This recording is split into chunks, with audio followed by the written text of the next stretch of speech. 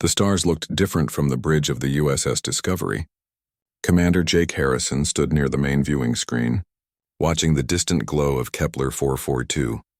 After 3 months in space, they were finally close to their destination. "Sir, we're getting something strange," said Communications Officer Kate Sullivan. She turned from her console with a confused look. "It's a transmission, but not like anything we've seen before." Jake walked over to her station. The screen showed patterns of numbers and symbols that seemed to dance and shift. "Can you make sense of it?" "The computer is trying to translate it now," Kate said. "But these patterns are incredibly complex, much more advanced than anything we've encountered."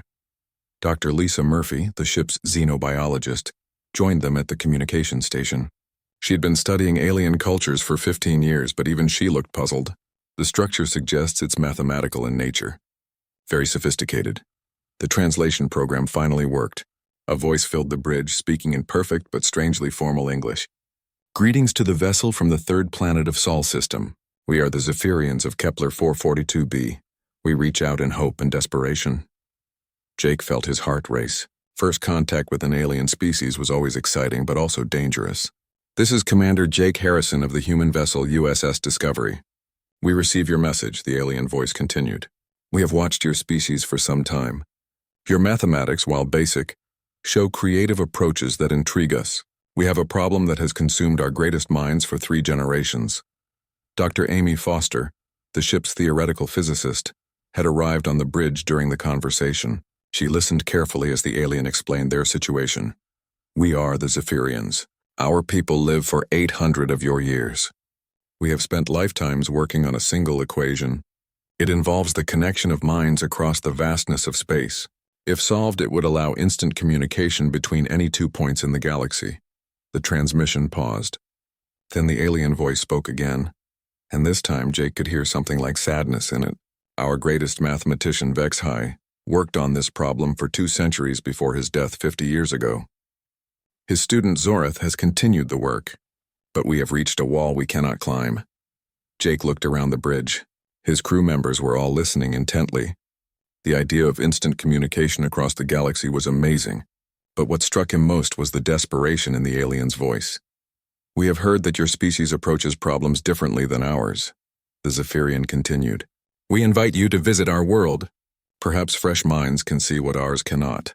Dr. Foster stepped forward. "Commander, this could be the breakthrough of the century. Faster than light communication would change everything."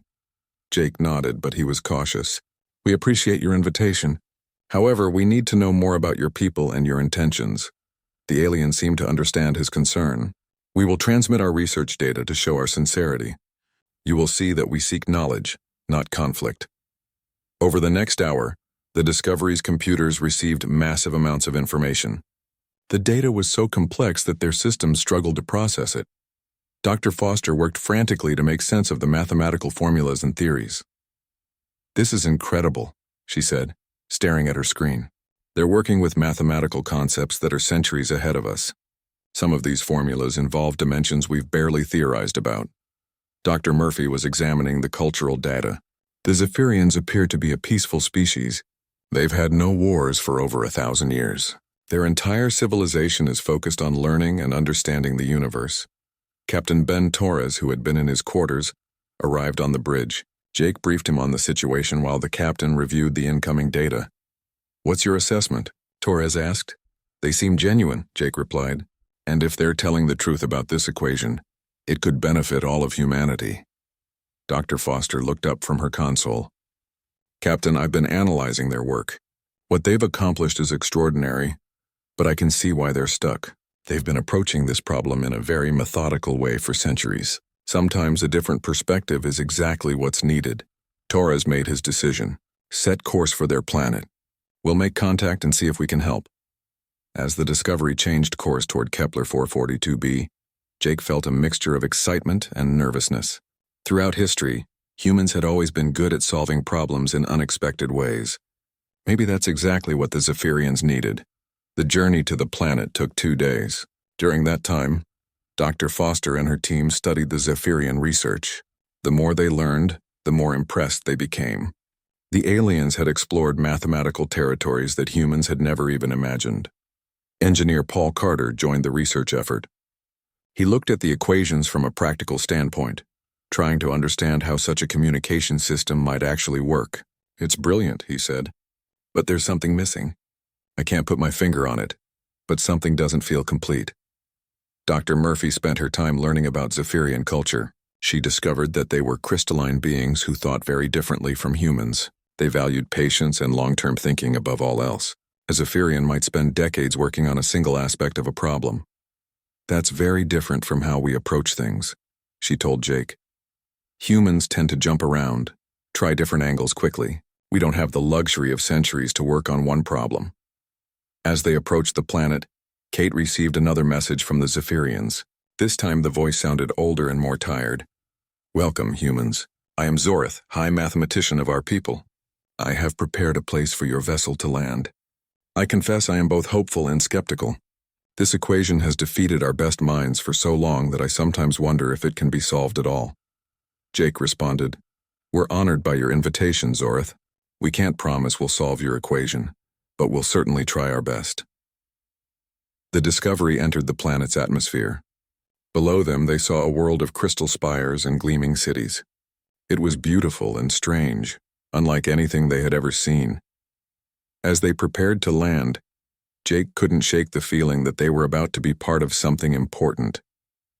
The Zephyrians had spent lifetimes on this problem. What made them think humans could do any better? But then again, humans had always been good at surprising people. The landing platform was made of the same crystal material as the city's spires. Jake Harrison led a small team down the ramp of the Discovery, feeling the strange sensation of walking on something that looked like glass but felt solid as concrete. Waiting for them was the most unusual being Jake had ever seen. Zorith stood nearly 8 feet tall, her body made of what appeared to be living crystal that shifted between blue and purple colors. Her face was elegant and angular, with eyes that glowed with soft white light.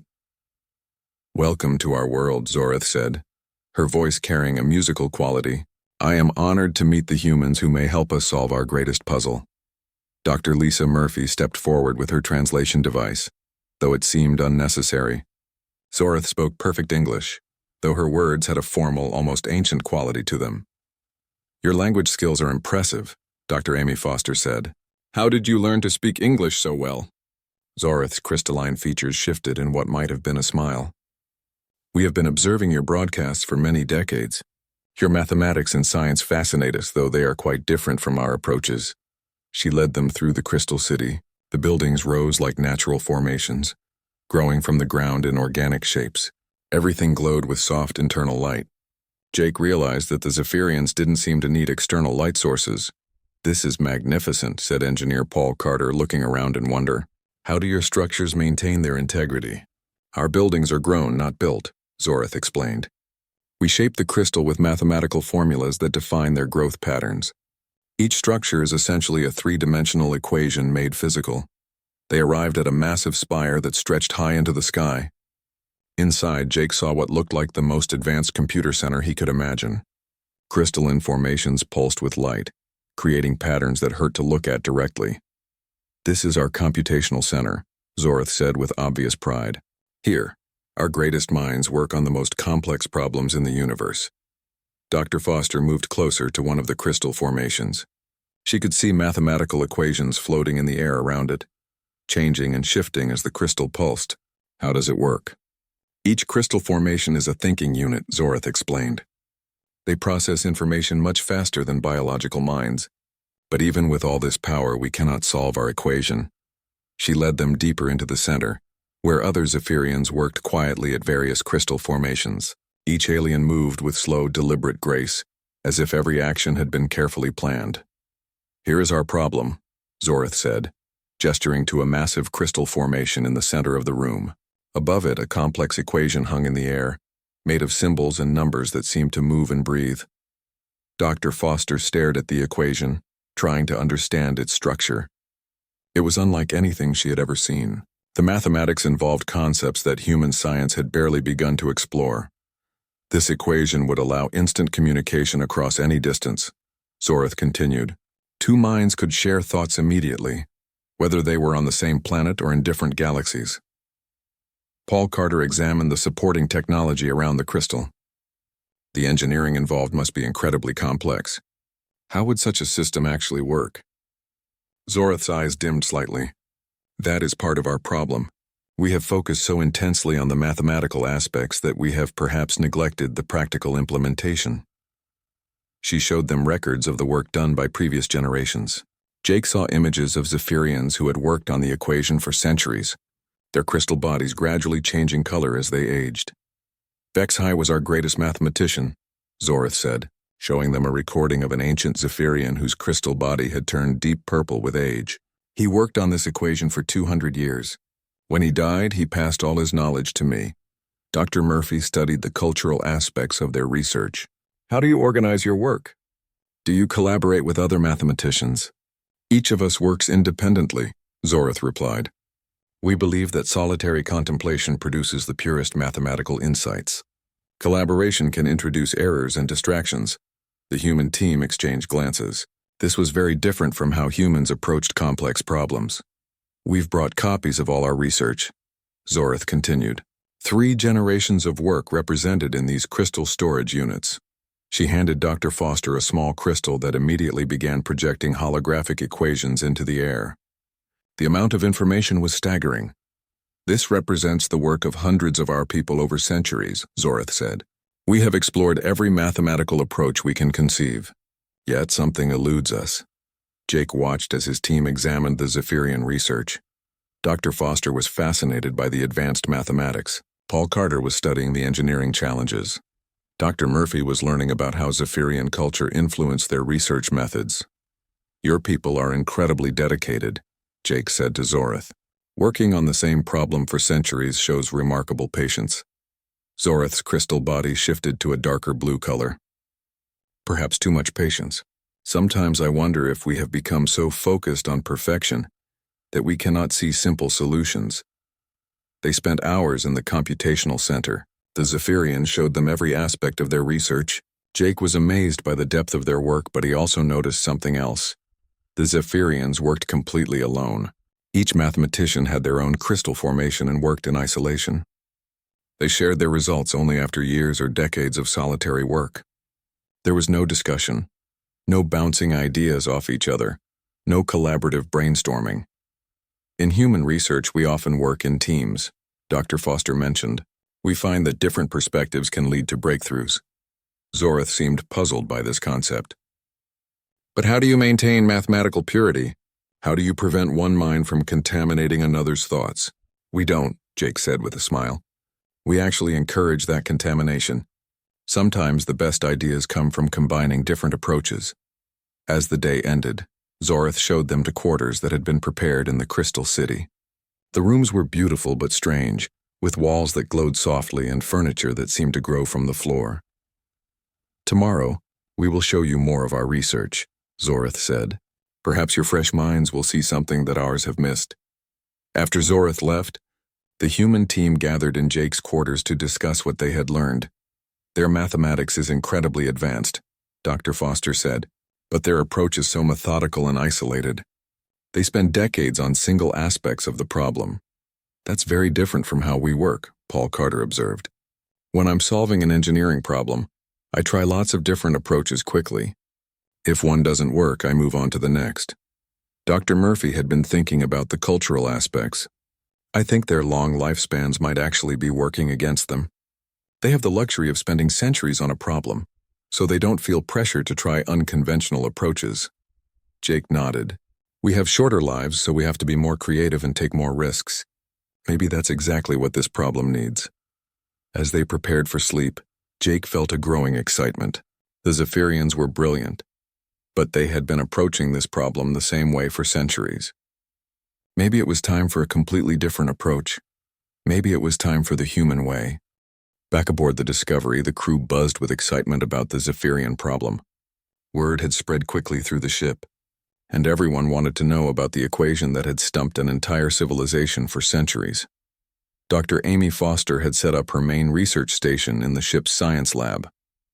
Around her, holographic displays showed different parts of the Zephyrian equation. The mathematics were so complex that the ship's computers struggled to render them properly.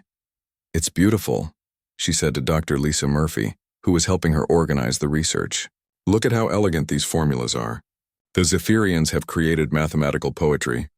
Navigation Officer Chris Walker stopped by the lab during his off-duty hours. He had always been good with numbers, and the challenge intrigued him. Mind if I take a look? Of course, Dr. Foster said. We need all the help we can get. Chris studied the displays for several minutes. Something bothered him about what he saw, but he couldn't put his finger on it. These calculations seem really complicated. Are they sure they need all these steps? Dr. Foster looked at him with interest. What do you mean? Well, in navigation we have complex formulas too. But usually if something gets too complicated, it means we're overcomplicating it. The universe tends to have elegant solutions. Meanwhile, communications specialist Kate Sullivan was working on understanding how the Zephyrian communication system was supposed to work. She had experience with quantum communication arrays, though nothing as advanced as what the aliens were attempting. The basic idea makes sense, she told engineer Paul Carter. They want to create quantum entanglement between minds across vast distances. But look at all these quantum mechanics formulas they're using. Paul examined her display. That's a lot of math for what should be a relatively simple quantum field interaction. In the ship's mess hall, the crew discussed the problem over meals. This was very different from how the Zephyrians approached research. Instead of working in isolation, the humans naturally shared ideas and built on each other's thoughts. Maybe we're looking at this wrong, said ship's mechanic Tony Martinez during dinner. I've been reading about their research methods. They spend decades perfecting each small part of the equation before moving on. That's so different from how we fix things on this ship, said Chief Engineer Danny Rodriguez. When something breaks, we try lots of different solutions quickly until we find what works. Commander Jake Harrison joined the conversation. The Zephyrians have time to be methodical. With their long lifespans, they can afford to spend centuries on one problem. We don't have that luxury, Dr. Foster nodded. But maybe that's an advantage. We have to be creative and think outside normal patterns because we don't have time to explore every possibility. The human approach to the problem was chaotic compared to the Zephyrian method. Different crew members worked on different aspects simultaneously. They shared ideas freely, often interrupting each other with new thoughts. Chris Walker spent his free time looking at the navigation aspects of the equation. If you're sending information across the galaxy instantly, you need to know exactly where it's going, he reasoned. But some of these coordinate calculations seem way too complex. Kate Sullivan focused on the communication technology. I keep thinking about our quantum radios. They work by creating entangled particle pairs. The Zephyrians are trying to do something similar, but with consciousness itself. Tony Martinez approached the problem from a maintenance perspective. Every system needs calibration and adjustment. You can't just build something this complex and expect it to work perfectly the first time. The crew's informal discussions created a collaborative environment that would have been impossible in Zephyrian society. Ideas bounced between people, combined in unexpected ways, and evolved rapidly. Dr. Foster organized the crew into informal teams, each looking at different aspects of the problem. Unlike the Zephyrians, who worked alone for decades, the humans changed their focus frequently and shared discoveries immediately. Team meetings every day, she announced. I want everyone to share what they found, even if it seems unimportant. The daily meetings became energetic discussions where crew members interrupted each other with new ideas. The conversations often went off on tangents that seemed unrelated to the main problem. During one meeting, Tony mentioned that the quantum mechanics in the equation reminded him of the harmonic frequencies he used to calibrate the ship's engines. That's interesting, Dr. Foster said, but I'm not sure how engine calibration relates to consciousness transfer. Maybe it doesn't, Tony admitted, but the mathematical patterns look similar. Chris Walker had been mapping out the coordinate systems used in the equation. I think they're overcomplicating the navigation aspects. In space, the shortest distance between 2 points is still a straight line, even in quantum space. Kate Sullivan had been working on understanding the actual communication mechanism. What bothers me is that they're treating this like pure mathematics. But communication systems are as much about engineering as they are about theory. The human team's approach confused Zorith when she visited the ship. She watched their chaotic discussions with fascination and bewilderment. Your methods are very strange, she told Jake. How do you maintain focus when everyone is talking at once? We find that different perspectives help us see problems in new ways, Jake explained. What looks like chaos to you is actually our way of exploring all possibilities quickly. Zorith observed one of their team meetings. She saw crew members interrupting each other, changing subjects rapidly, and building on each other's ideas in real time. This is very different from our approach, she said afterward. We believe that deep thought requires solitude and silence. Dr. Foster showed her how the human team was organizing their research. We're looking at your problem from multiple angles simultaneously: engineering, navigation, communication theory, and practical implementation. But how do you prevent errors? Zorith asked. When minds work together, they can contaminate each other's thoughts. Sometimes that contamination leads to breakthroughs, Dr. Foster replied. We found that the best solutions often come from combining ideas that weren't originally related. Zorith stayed on the ship for several days, studying the human research methods. She was particularly intrigued by how quickly they moved between different approaches. You have been working on our equation for only 3 days, she observed. Yet you have already explored approaches that would take our people months to consider. We don't have centuries to work with, Jake explained. Our shorter lifespans force us to be more aggressive in our problem solving. As Zorith prepared to return to the planet, she made an observation that surprised the human team. I am beginning to think that our greatest strength may also be our greatest weakness, she said. We have so much time that we perhaps think too carefully about each step. Dr. Foster was working late in the lab when Tony Martinez stopped by during his evening maintenance rounds. Still working on that equation? He asked. It's fascinating but frustrating, she replied. The Zephyrians have explored almost every mathematical possibility. I'm not sure what we can add. Tony looked at the displays showing the equation. Something had been bothering him about it for days, but he hadn't been able to identify what. You know what's weird? He said. This whole thing reminds me of when I'm trying to fix a problem with the ship's quantum navigation system. Sometimes the math looks perfect, but the system still doesn't work properly. Dr. Foster looked at him with interest. What do you mean?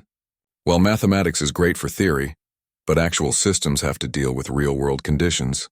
Temperature variations, electromagnetic interference, mechanical vibrations, all sorts of things that perfect equations don't account for. As Tony continued his maintenance rounds, Dr. Foster stared at the equation with new eyes. What if the problem wasn't mathematical at all? What if it was practical? The thought excited and worried her at the same time. If she was right, then the solution might be simpler than anyone had imagined. But it would also mean that the Zephyrians had been approaching the problem wrong for centuries. The breakthrough came during a routine maintenance check that Tony Martinez was performing on the ship's quantum navigation system. He had been working on the Discovery systems for 3 years, and he knew every circuit and component by heart. The quantum navigation array was acting up again, showing small errors in its field alignment. These tiny mistakes were normal and happened every few weeks. Tony had fixed this problem dozens of times before.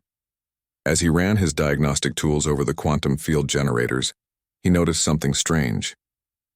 The error patterns showing on his scanner looked familiar. Very familiar. Tony stopped working and stared at his scanner display. The harmonic frequency errors were creating a pattern that matched something he had seen recently. Something important. Computer, display the Zephyrian equation file 7, he said. The holographic display activated, showing one section of the alien mathematics. Tony held up his scanner and compared the patterns. They were nearly identical. His heart started racing. Computer, display equation files 7 through 12. More sections of the Zephyrian equation appeared in the air around him. Tony moved his scanner around, comparing the error patterns from the ship's quantum system with different parts of the alien mathematics. This can't be right, he muttered to himself, but the patterns were too similar to be a coincidence. Tony finished his maintenance work quickly and headed to the science lab to find Dr. Amy Foster. He found her still working late, surrounded by holographic displays of Zephyrian mathematics.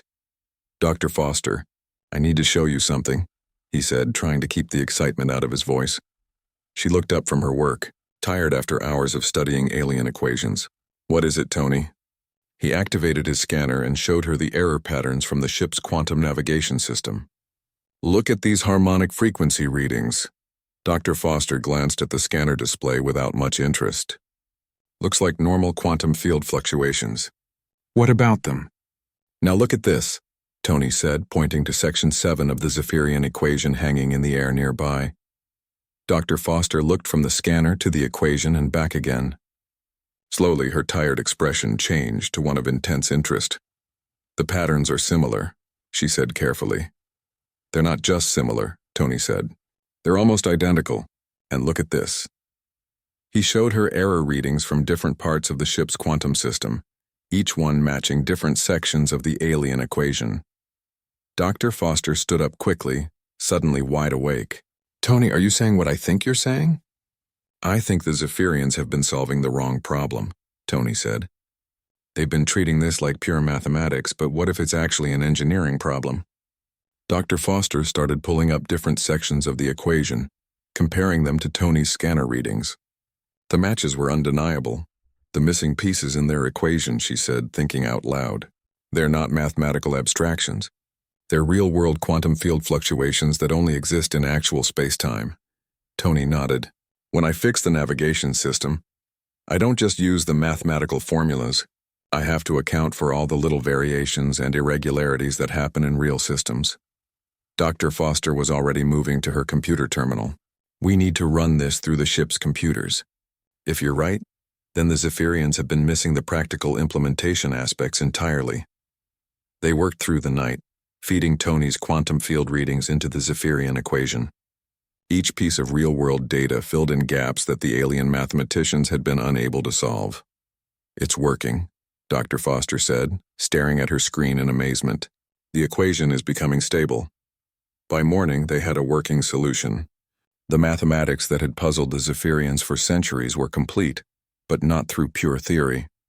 The missing elements were practical engineering considerations that could only be discovered by actually building and testing quantum systems. Commander Jake Harrison arrived in the science lab to find Tony and Dr. Foster, surrounded by holographic displays and looking exhausted but excited.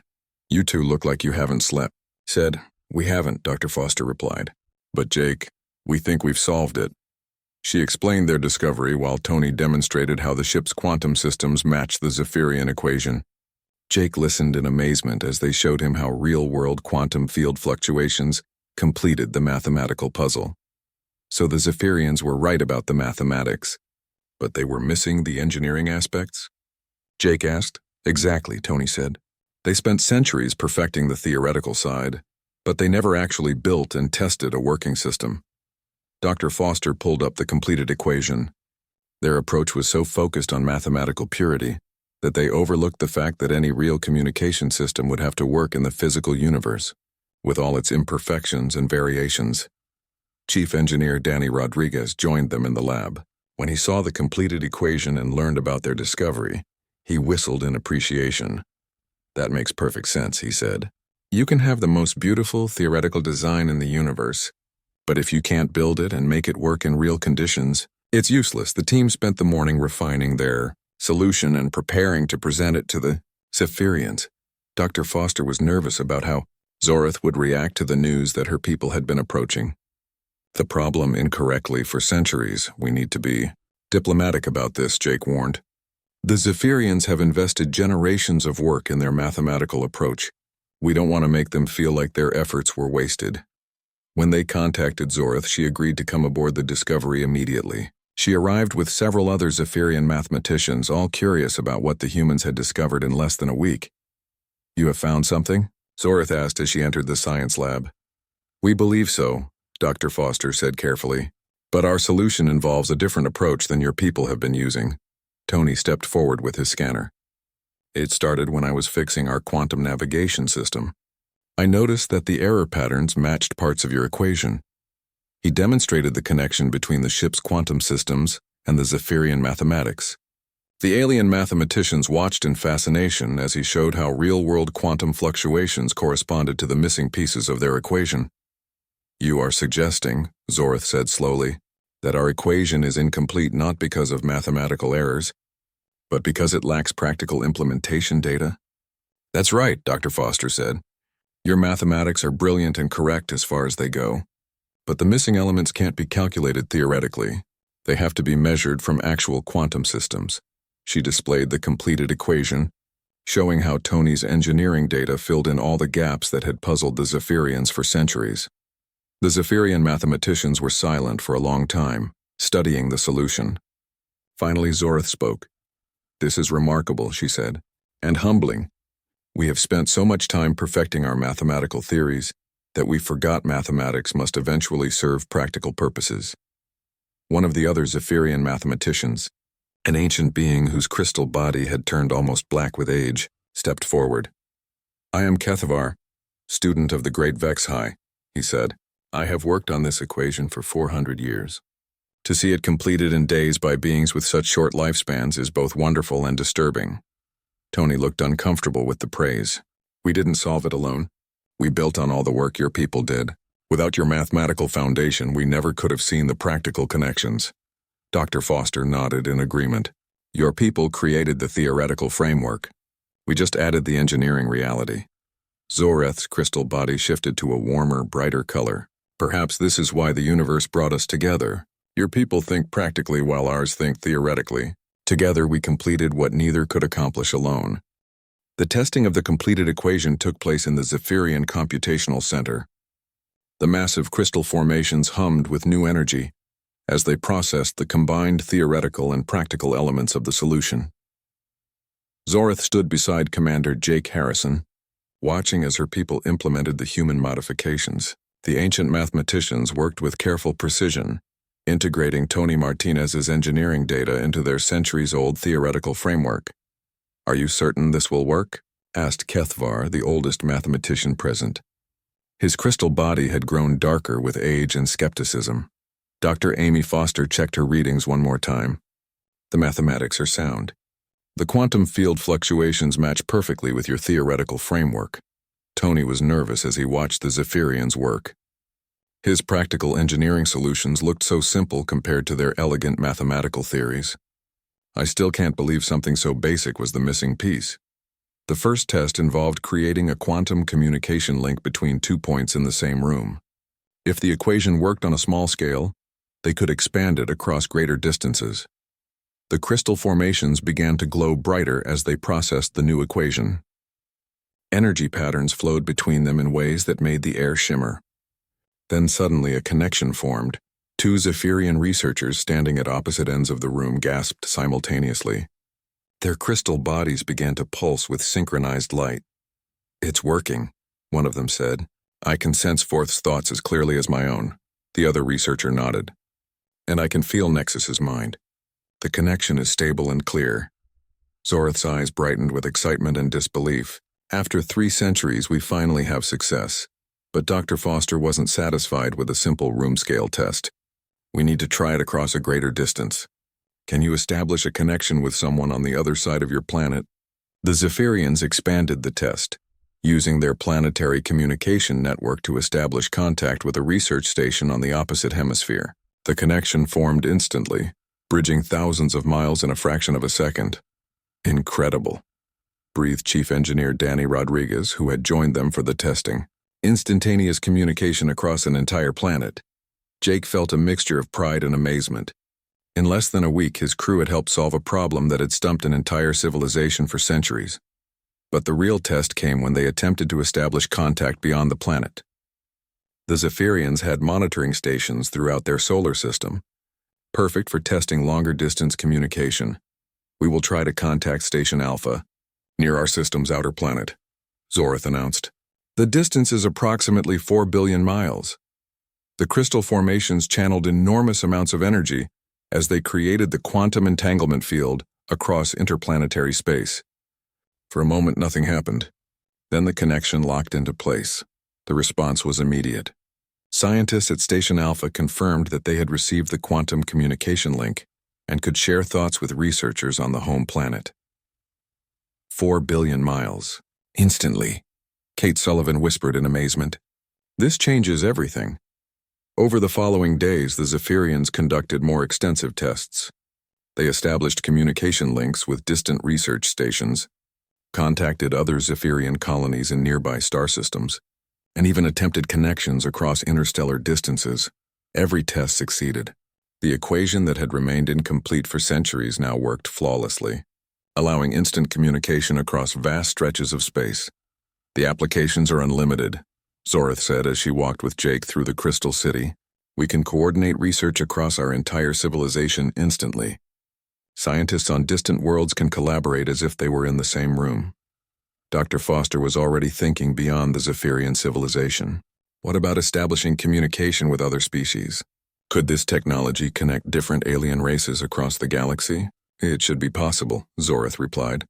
The quantum entanglement principles work regardless of the biological nature of the communicating minds. The first interspecies test came 3 days later. The Zephyrians had contacted a neighboring civilization called the Nexari, aquatic beings who lived in the ocean worlds of a nearby star system. The connection formed successfully, allowing Zephyrian and Nexari researchers to share thoughts across 27 light-years of space.